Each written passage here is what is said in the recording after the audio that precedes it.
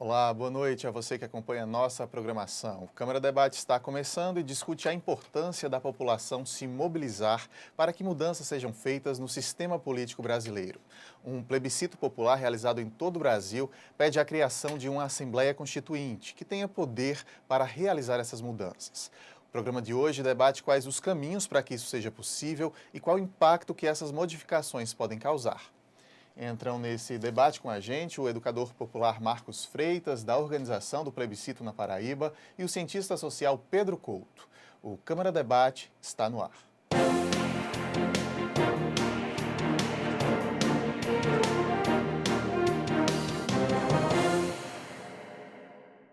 Você de casa nos acompanhando, seja muito bem-vindo ao nosso programa. Nossos convidados também sejam bem-vindos. Boa noite para vocês. Boa noite. Marcos, eu queria começar, a intenção nossa é fazer um programa bem didático para que a população possa, de fato, entender do que é que se trata esse plebiscito, o que é uma Assembleia Constituinte. Então, para a gente começar, como é que foi organizado esse plebiscito em todo o Brasil e com que objetivo? Boa noite a todos e a todas. Esse plebiscito ele foi organizado em mutirão, né? A partir de diversas organizações sociais e populares em todo o Brasil, né? Estiveram presentes na organização desse plebiscito a CNBB, a OAB, movimentos sindicais, movimentos sociais e populares e principalmente os cidadãos e cidadãs que estão insatisfeitos com o jeito de fazer política brasileira, né?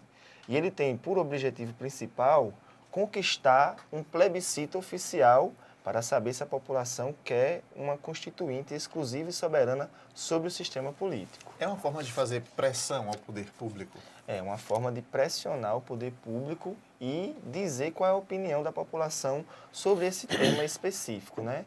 Esse plebiscito que a gente vivenciou agora de 1 a 7 de setembro, ele não foi o primeiro plebiscito popular que aconteceu. Já houveram outros, né? A gente tem uma boa memória, uma boa lembrança do plebiscito sobre a ALCA, que aconteceu em 2002, né? A ALCA era uma aliança de livre comércio das Américas que ia juntar a economia brasileira com a dos Estados Unidos. Então, a gente ia ficar refém da economia dos Estados Unidos. Além de outra questão, que era os Estados Unidos instaurar uma base militar em Alcântara, no Maranhão. Então, a população se mobilizou, né?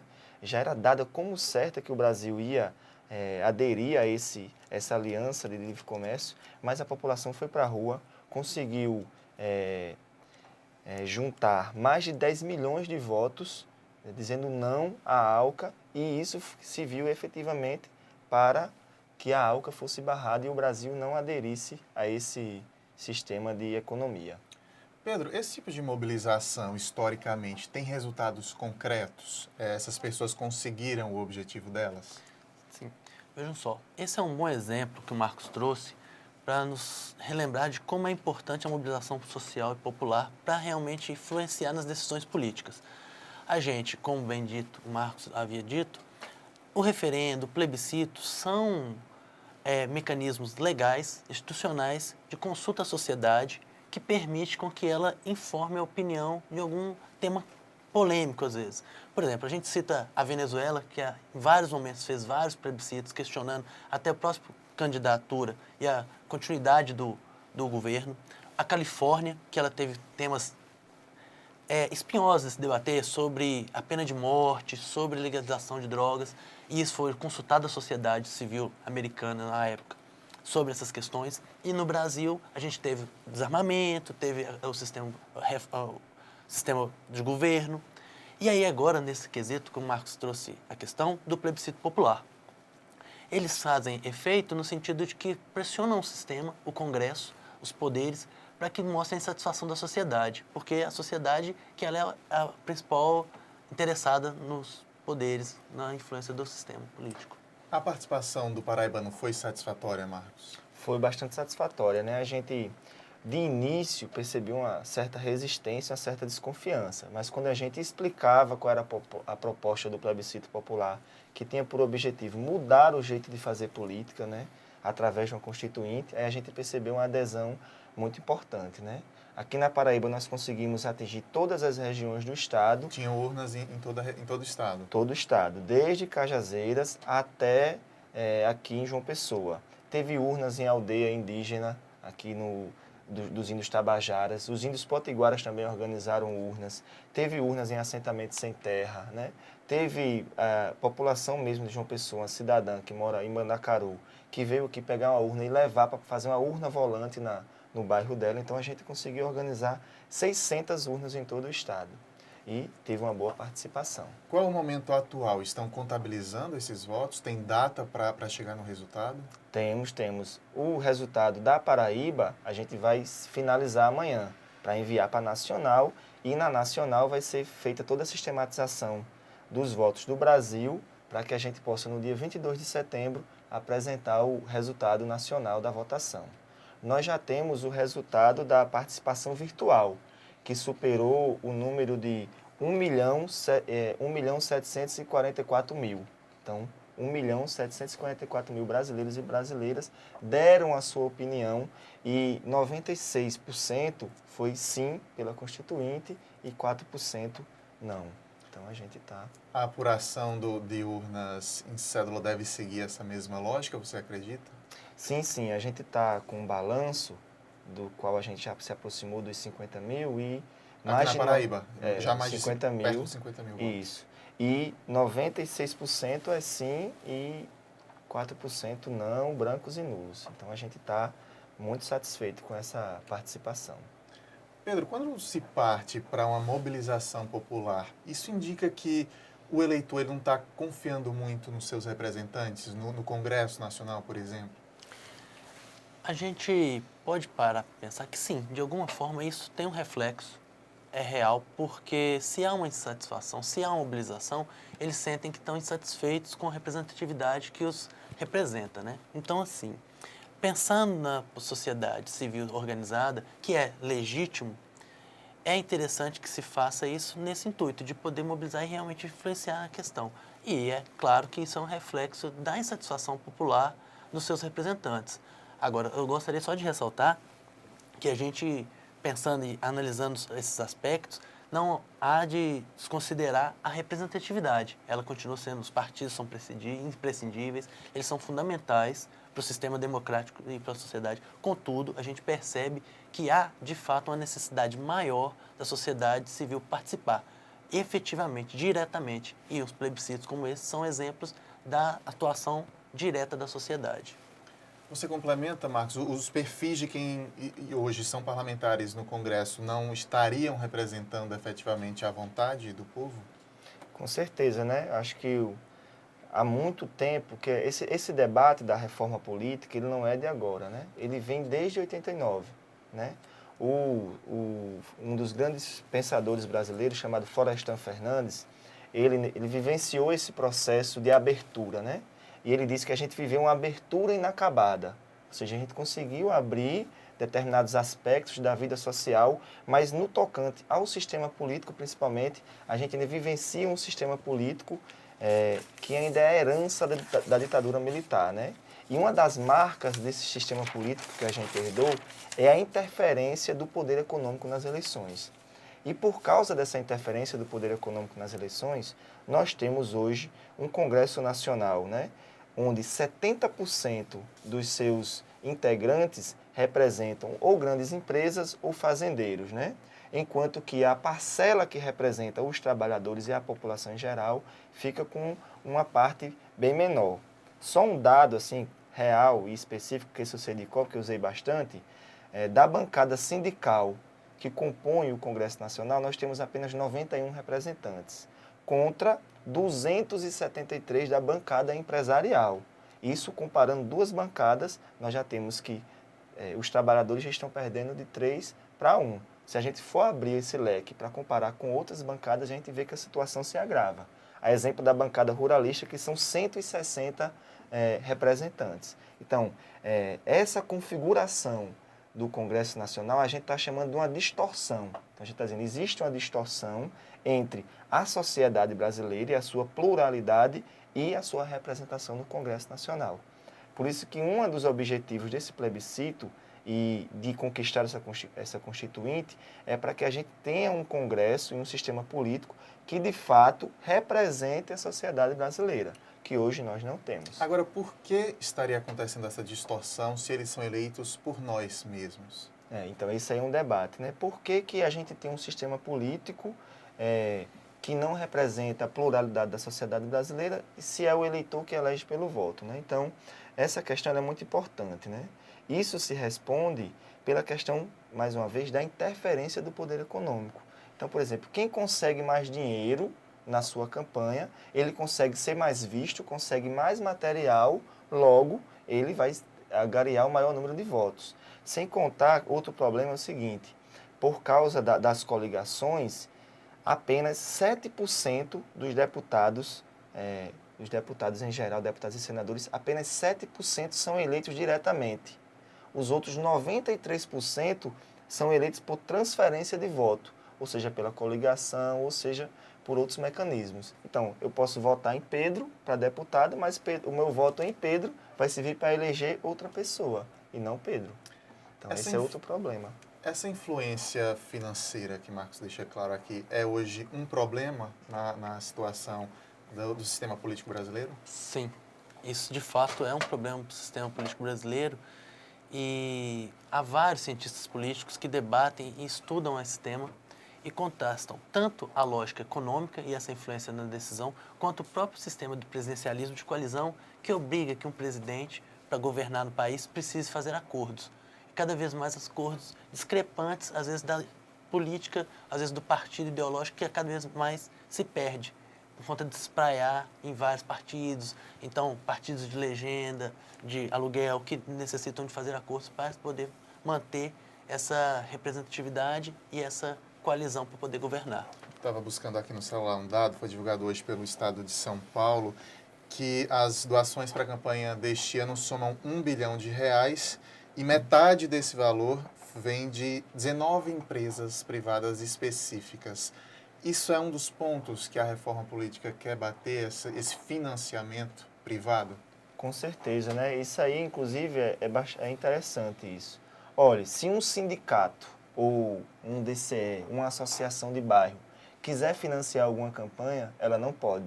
Ela não pode financiar nenhuma campanha. Agora, se uma grande empresa quiser investir em algum candidato, ela pode, que a gente chama essa doação das empresas de investimento. Inclusive, a exemplo do Banco Itaú, ele não investe só na candidatura de sua predileção. Ele com certeza tem a sua candidatura de preferência, mas ele investe em todas. Né? Então, ele faz um investimento em todas as candidaturas e depois ele vai cobrar conta disso. Né? A gente usou até uma das expressões populares nessa campanha do plebiscito, que dizia o seguinte: quem paga a banda, escolhe a música. A gente faz uma pausa aqui, rápida para o intervalo. Na sequência, então, continuamos com o nosso debate. Até já.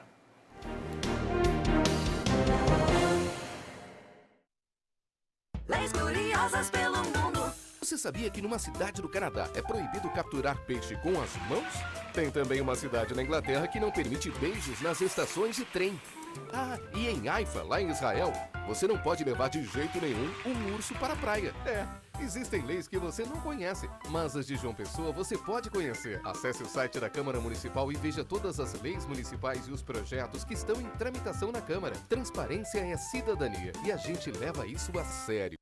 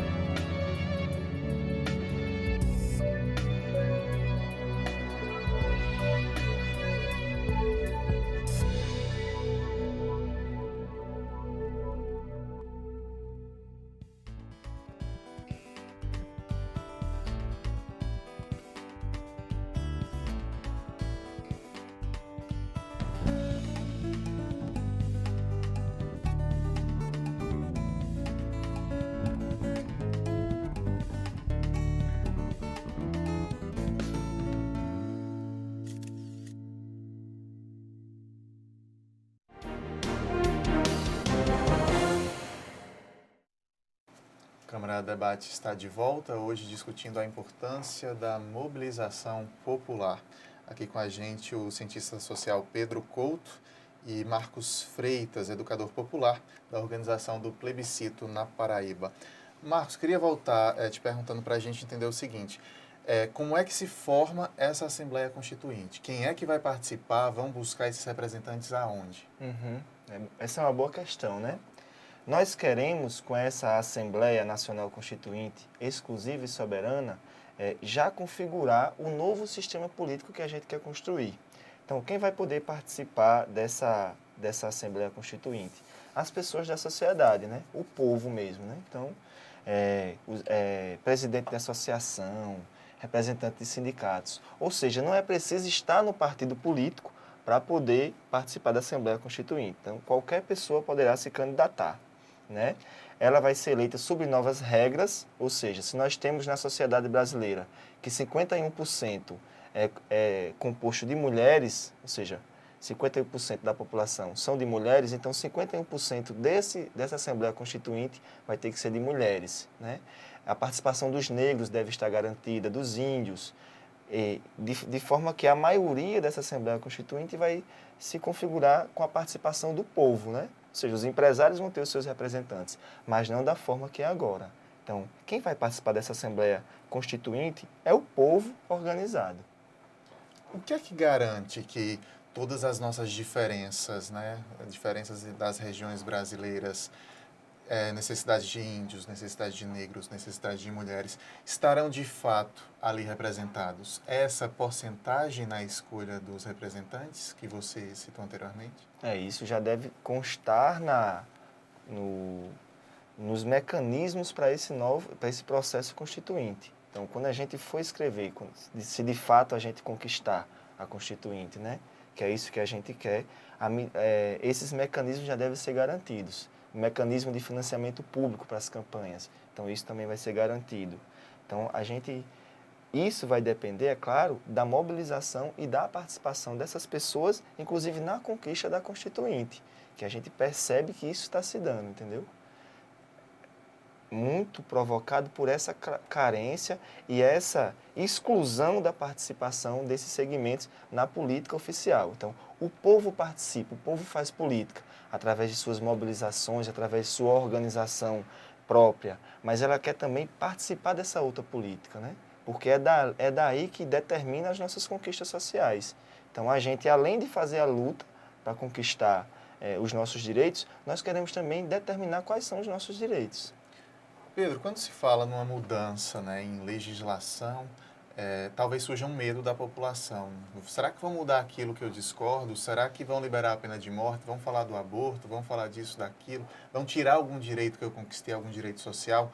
Esse medo é real na população, talvez pela falta de informação? Então, esse caso específico do plebiscito constituinte, ele toca apenas na reforma do sistema político.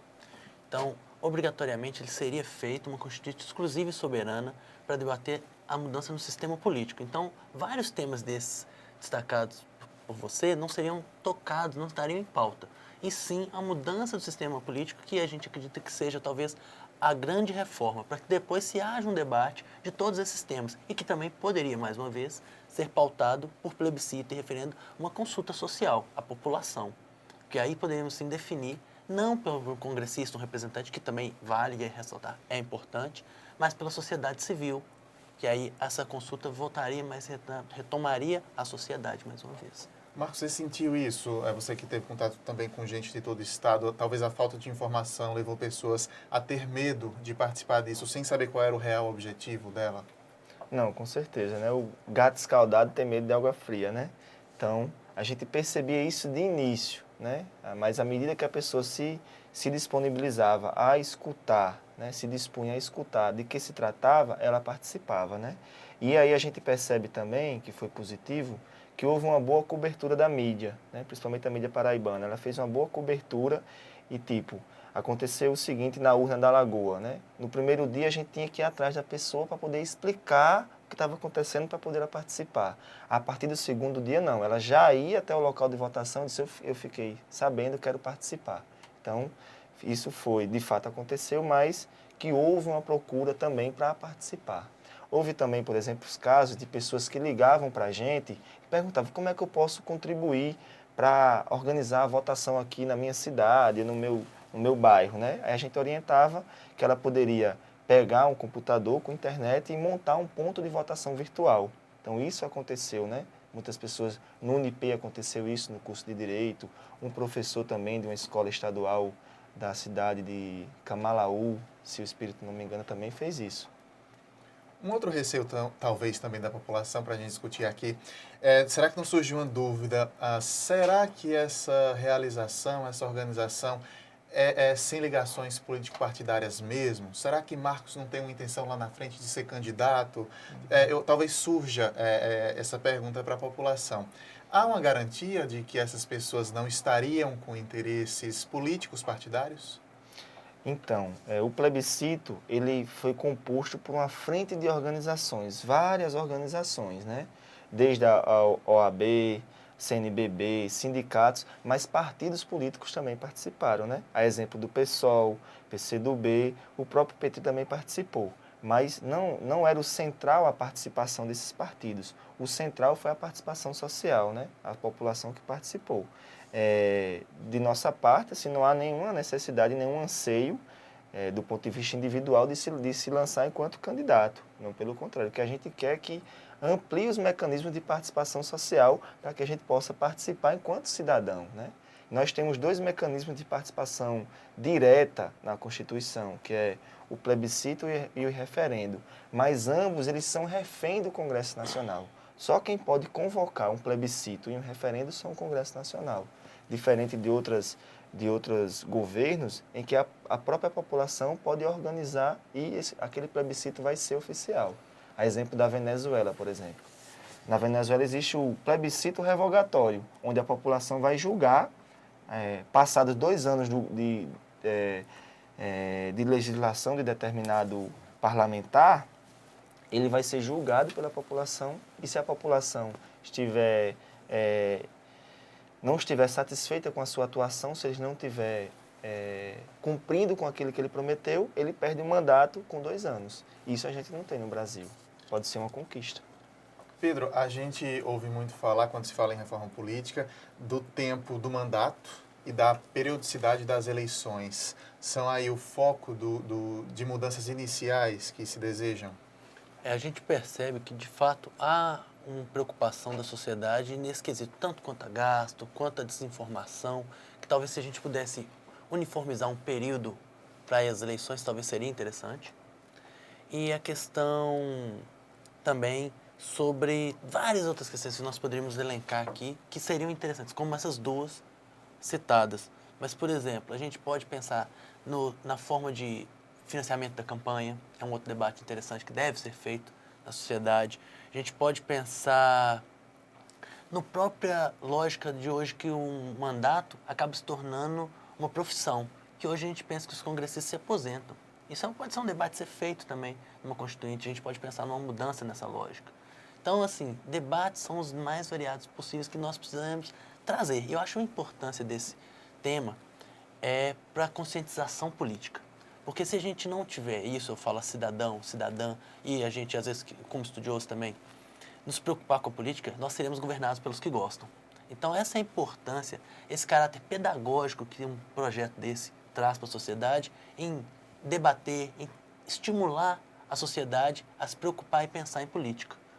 E a sociedade está mais participativa, Pedro, ou não? Eu digo isso porque a gente gravou recentemente até um Câmara Jovem, programa aqui da TV Câmara, e a gente observava as pessoas dizendo, vou votar em branco mesmo, vou anular meu voto. Às vezes, talvez uma desilusão, né, com o sistema político brasileiro.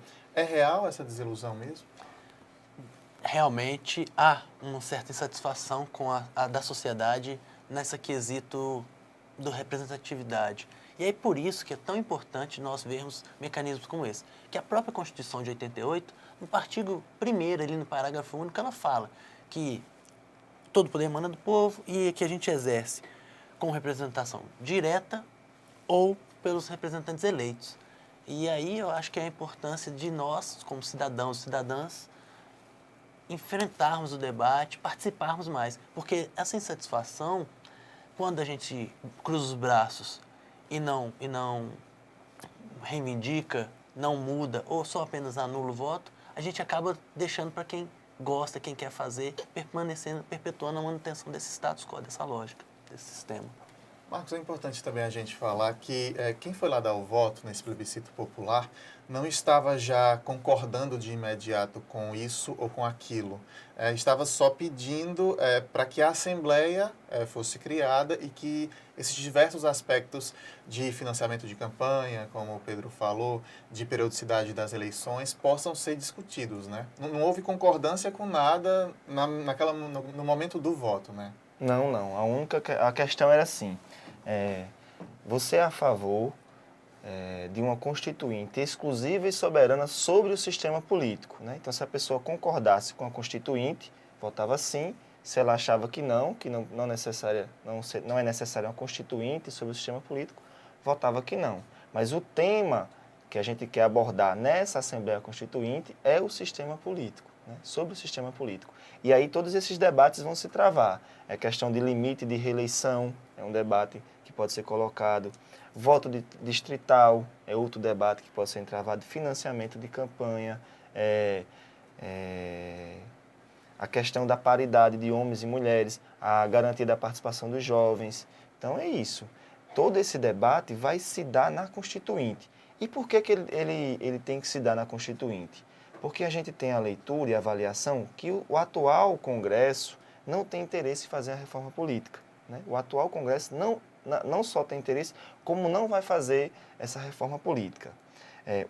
Por que a gente diz isso? Em 88, a gente não vivenciou uma Assembleia Nacional Constituinte. O que a gente vivenciou foi um Congresso Constituinte, onde os deputados federais e senadores eleitos em 86 receberam poderes constituintes para elaborar a Constituição. Mas, por exemplo, não entrou em debate naquele Congresso Constituinte o fim do Senado. Então, por que a gente precisa ser bicameral? Isso não entrou em debate. E por que não entrou em debate? Porque os senadores lá eleitos não iam atentar contra o seu próprio mandato. Eles não atentaram contra o seu próprio mandato, né? Tanto que eles garantiram o Senado e garantiram também outras distorções, como a permanência do financiamento privado de campanha, dentre outros exemplos. Essa discussão de se eliminar o Senado também entraria para uma Assembleia? Pode ser debatido na Assembleia. Por exemplo, o nosso sistema político já poderia ser reformulado através de emenda constitucional.